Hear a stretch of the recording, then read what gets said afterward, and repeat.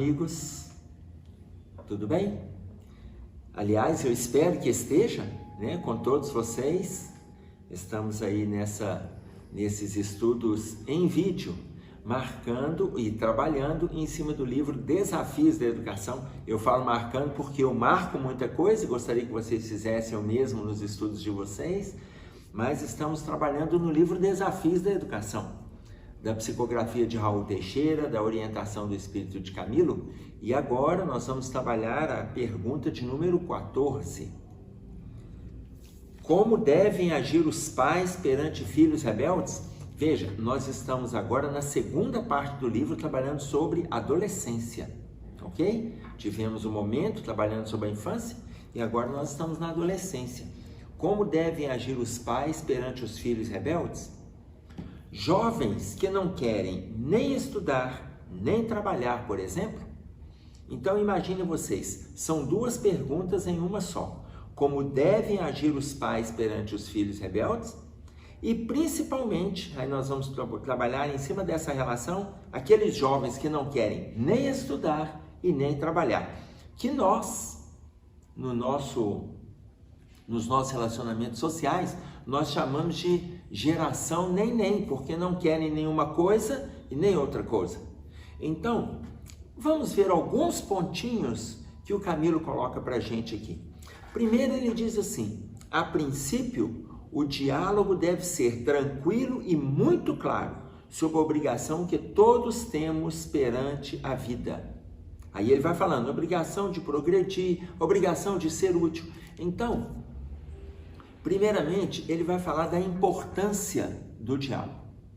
Antes dele entrar nessa parte do diálogo, no parágrafo anterior ele faz a seguinte colocação, da gente partir do pressuposto de que os pais não estimularam esses excessos. Atentem-se para isso. Porque veja, quando ele fala para a gente atentar para isso, ele fala assim, admitamos que os pais tenham agido corretamente sem excessos. Por que ele faz essa observação? Porque muitas vezes, no papel de pais, a gente vai poupando os filhos para eles não fazerem nada. Lá na frente nós temos filhos que não fazem nada. Então, vamos pegar um exemplo da nossa geração? Olha só, vocês vão se lembrar, nós que somos aí acima de 40, eu estou mais próximo de 60, mas nós viemos de uma geração aonde a gente chegava em casa, quando criança, a gente chegava cheio de para casa, e aí a gente falava com a mãe, com o pai, nossa, hoje eu estou cheio de para casa. Então a gente tinha aula de manhã, pelo menos comigo isso aconteceu, a gente tinha aula de manhã, chegava em casa cheio de para casa, a minha mãe falava assim, meu filho, então não perca tempo, almoça, arruma a cozinha, limpa o terreiro, tira o cocô do cachorro e senta para fazer para casa. Imagine vocês, almoça, arruma a cozinha, tira o cocô do cachorro e vai fazer para casa. Eu chegava com os para-casas, em quarto lugar era o para-casa. Não é uma questão de prioridade, não é o que é primeiro, segundo, terceiro, quarto, não é nada disso. É porque tudo precisa ser feito. Então, o para-casa também seria feito. Ela dizia antes, não perca tempo. Em outro momento, ela falava assim, a cozinha já está pronta, o seu prato está ali. Então, não esqueça, arruma a mesa, lava o banheiro ou limpa o banheiro, assenta para fazer para casa. Não esqueça, limpa a casinha do cachorro, troca a água dele, senta para fazer para casa. Ou seja, não quer dizer que o para casa, por estar por último, ele não era necessário. Não, tudo é necessário.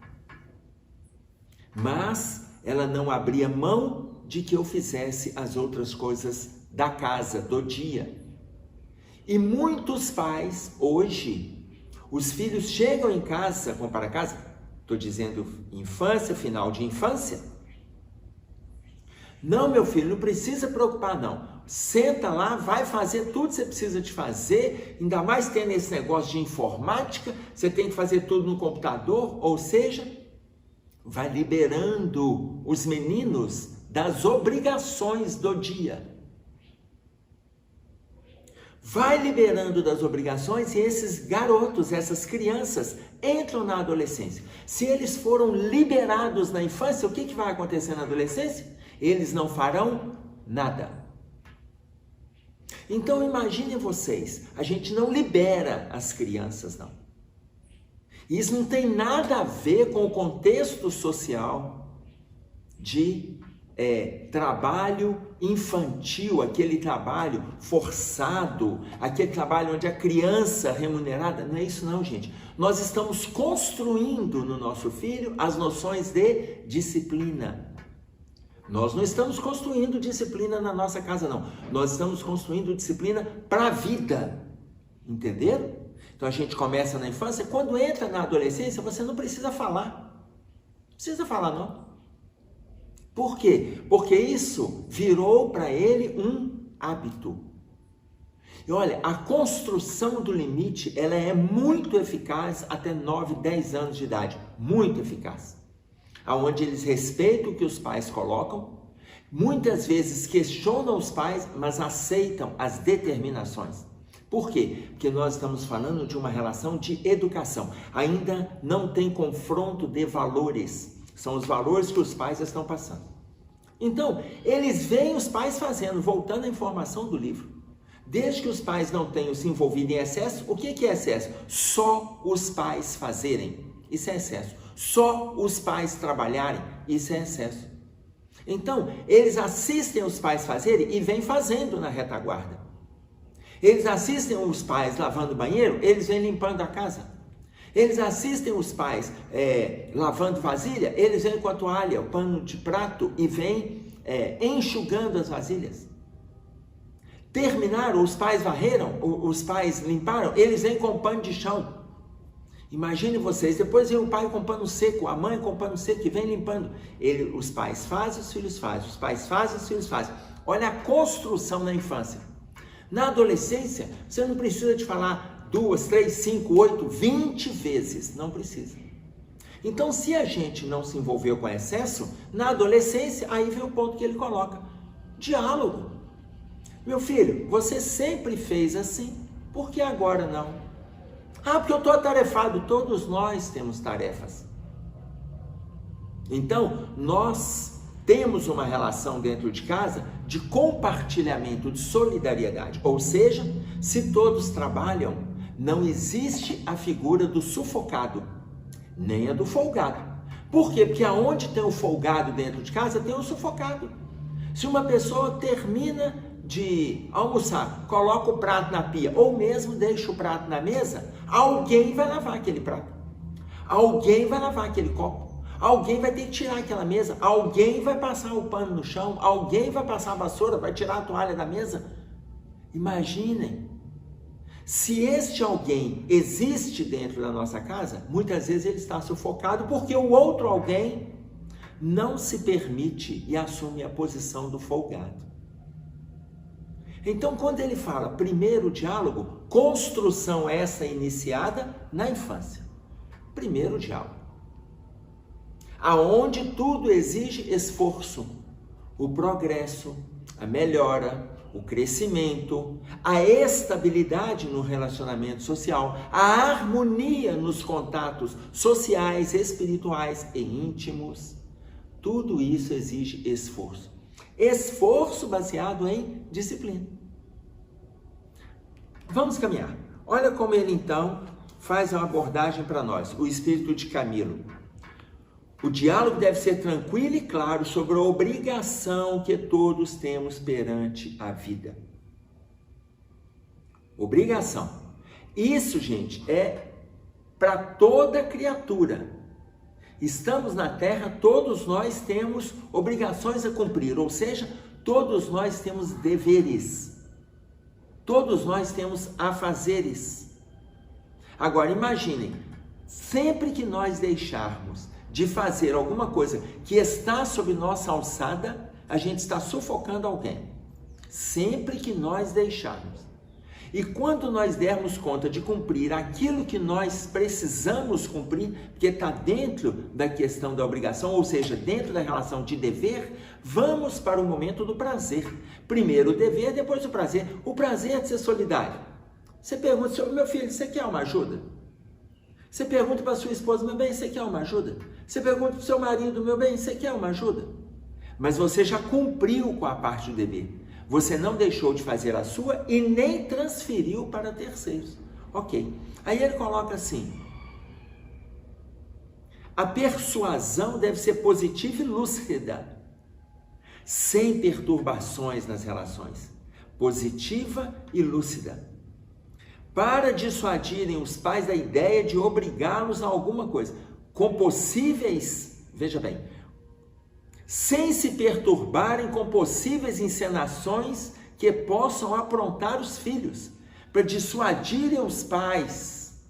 Veja, os nossos filhos, eles fazem esses movimentos de encenação. Lembra o exemplo que eu acabei de dar? O filho entrar dentro de casa e ele já fala, nossa, eu estou muito cheio de coisas hoje. Às vezes ele fica lá, diante do computador, nem tem tanta tarefa. Às vezes fica nos joguinhos, às vezes fica vendo telas. Por quê? Porque ele já chegou e a gente, deixando os nossos filhos aquém dos afazeres, a gente vai assumindo as tarefas por eles.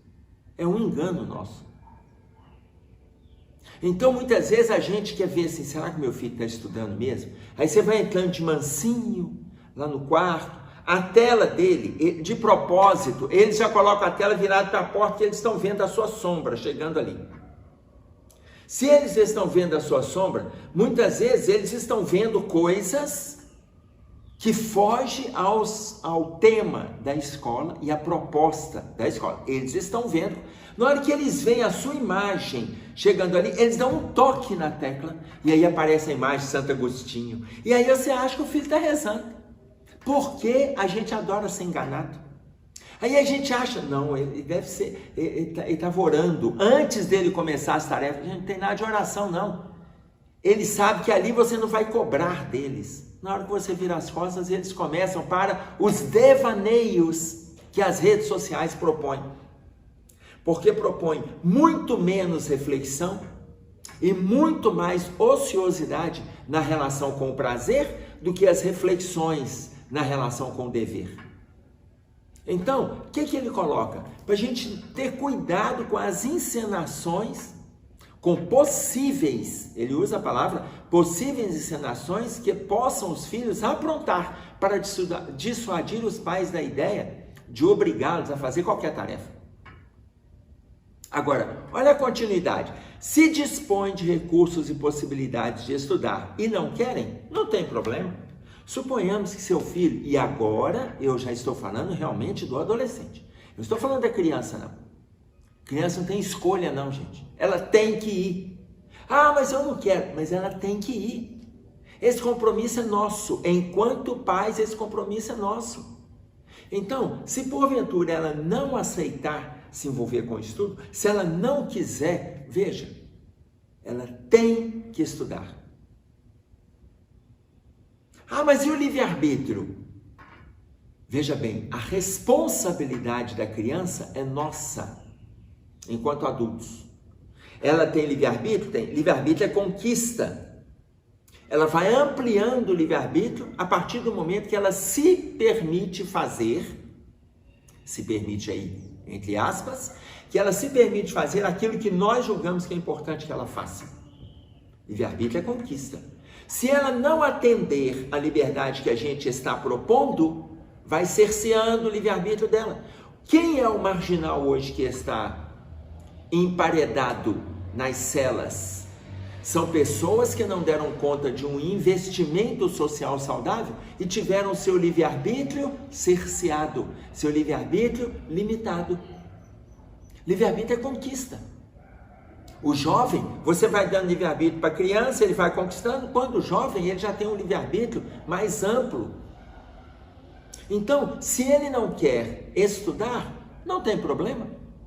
É o que a espiritualidade coloca. Você vai ficar brigando, agredindo O jovem está lá com 15 anos, 17 anos, você vai agredir? Não, você não vai agredir, não. Você vai conversar, vai insistir, vai mostrar os caminhos, mas se ele não quiser, olha a proposta do espírito de Camilo.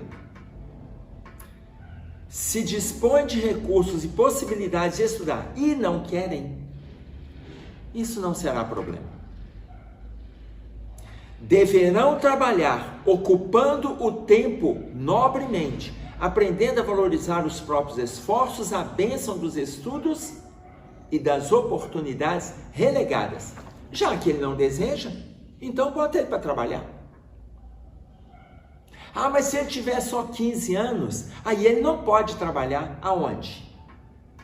Ah, porque tem uma lei que coloca aí, tem o menor aprendiz, ele tem que estar envolvido com o estudo. Mas se ele não quiser estudar, nós, enquanto pais, vamos propor o trabalho.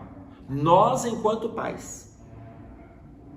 Não tem juiz, não tem ministério público que vai ficar contra você em você colocar o seu filho para trabalhar, principalmente se for com alguém conhecido de você que tem uma empresa, que tem uma loja, que tem uma firma, que tem um trabalho de rua para fazer. Se você pode, você coloca para trabalhar com você. Se você não pode, você tem alguém que possa, você coloca para trabalhar com aquela pessoa e propõe aquela pessoa. Então, nós vamos indicar para ele o trabalho. Ah, e suponhamos, o medo que as pessoas fazem é assim, ah, mas e se o filho reclamar judicialmente? Quem que vai te tirar uma proposta nobre de engrandecimento do seu filho? Outro dia, conversando com um mecânico, que eu conheço, um amigo, e aí eu cheguei lá para poder ver um problema no carro, e eu vi o filho dele ali. O filho dele estava entre 10 e 11 anos de idade. E aí eu peguei e perguntou, você trouxe seu filho? Se eu não me engano, ele tem 3 filhos, esse é o mais velho. Ele chegou e falou assim, trouxe porque está em casa. As escolas em greve. Eu não vou deixá-lo em casa, então ele vem para a oficina comigo, porque aqui ele vai vendo o que eu faço, eu peço para buscar o material, tem que começar, né? Ele vê a mãe trabalhando dentro de casa e vê o pai trabalhando na oficina. Ótimo, ótimo. Em vez de ficar lá com os irmãos, brigando, discutindo, agredindo. Então ele pegou o mais velho, levou, correu, meu bem, olha, os dois ficam aí com você, são mais novos, eu levo o mais velho comigo e ele já vai aprendendo, 11 anos, vai aprendendo. O que é de errado nisso? Nada. Da mesma forma que nós acabei de dar exemplo da criança que começa cedo em casa, pode começar trabalhando com o pai, inclusive está sob a vigília do pai, está sob o olhar do pai, está sob a direção do pai, que isso pode, aquilo que não pode, o pai mesmo não vai forçar a barra não, gente, é orientação, é ensinar o caminho. Aí está com 14, está com 15, está com 16, não quer estudar, já aprendendo o ofício, vamos começar então vamos começar a trabalhar. Mas o Camilo, conhecendo a nossa sociedade, de forma lúcida, ele coloca: deverão então trabalhar ocupando o tempo nobremente, aprendendo a valorizar os próprios esforços. Ok, conquista. Aprendendo a valorizar os próprios esforços. Mas olha, quanto não quererem nem trabalhar e nem estudar, porque essa leva que nós estamos assistindo hoje socialmente, é isso que está acontecendo. Não querem nem trabalhar e nem estudar. E aí olha o que ele diz. Então, será fácil verificar que foram crianças mimadas. E aí eu volto na primeira partezinha do comentário que a gente fez. Muitas vezes nós vamos mimando, nós vamos excluindo das funções dentro de casa, das funções domésticas. Vamos assumindo obrigações dentro de casa, sem dividir o compromisso com eles. Nós temos a obrigação, por quê? Porque resolvemos assumir um lar, resolvemos a constituir família, o que não significa que a obrigação é toda nossa. Não, ela deve ser convertida, deve ser dividida. Então nós vamos dividir com eles no movimento de educação. Educação. A palavra educação, já do grego, ela traz para nós esse significado de desenvolver hábitos saudáveis, educiere, desenvolver hábitos saudáveis. Nós vamos começar lá atrás. Na adolescência, nós vamos propor os 2 métodos educativos mais saudáveis para a eternidade, que é estudo e trabalho.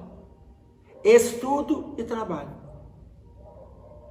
Agora, não quer estudar? Vamos trabalhar. Não quer trabalhar? Muitas vezes, nós vamos notar, olha a fala dele, desenvolvemos nessa criança o perfil mimado, nesse filho o perfil mimado. E aí, quando a gente desenvolve o perfil mimado, olha o que ele diz.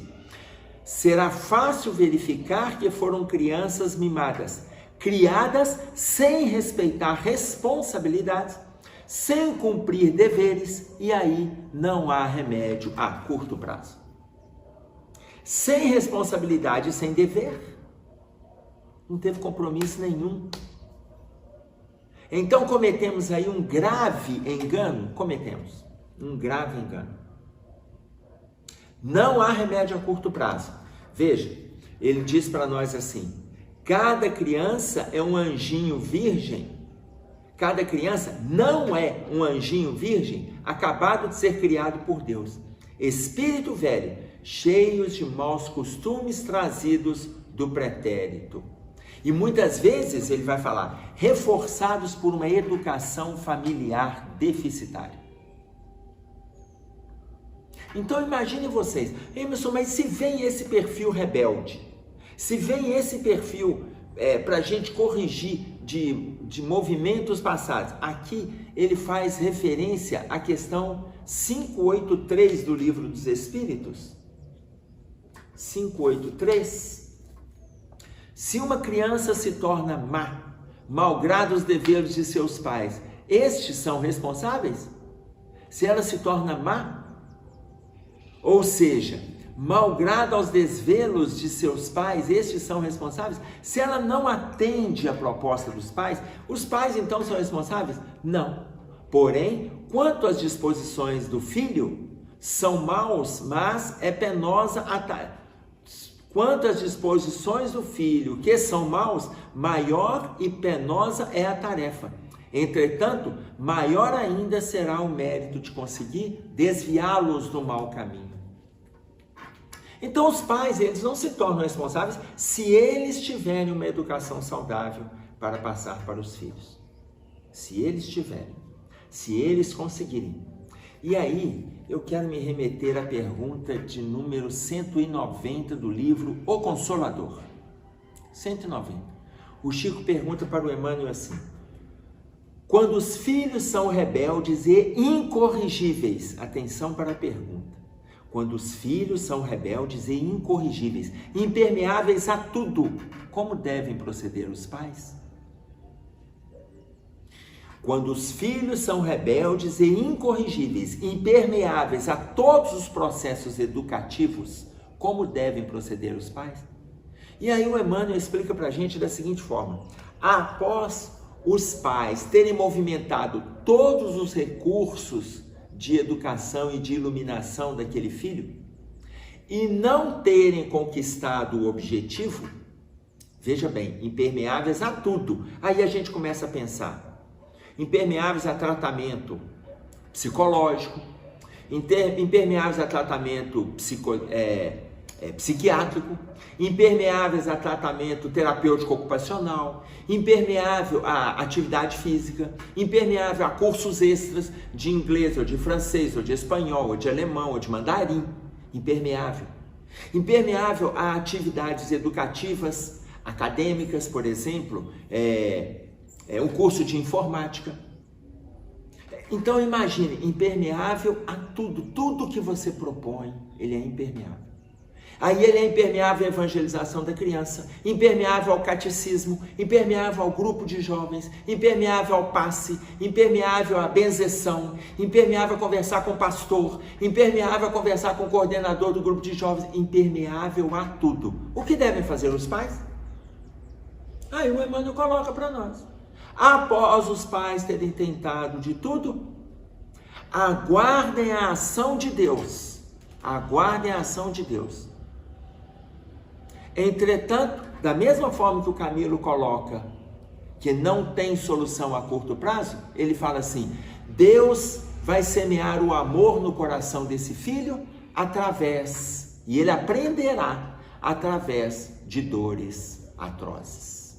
Ou seja, quando não caminha pelo amor, no processo natural da educação e da autoeducação, existe o caminho da dor. E este é infalível. Se a gente não faz movimentos de mudança hoje, nós o faremos um dia. Durante todo o movimento que nós temos na eternidade, a maioria das vezes, o nosso caminho, ele está norteado pela dor, porque ainda não conseguimos fazer pelo movimento de amor. Da mesma forma com os nossos filhos, nós vamos fazer o melhor que a gente puder, com quem a gente estiver, e aguardar que a resposta vai vir no seu tempo, e não no nosso tempo, no tempo daquele que está no ponto de responder. Muito obrigado a todos, até breve, se Deus quiser. É isso aí que nós tínhamos que trazer. Até o próximo vídeo. Um abraço.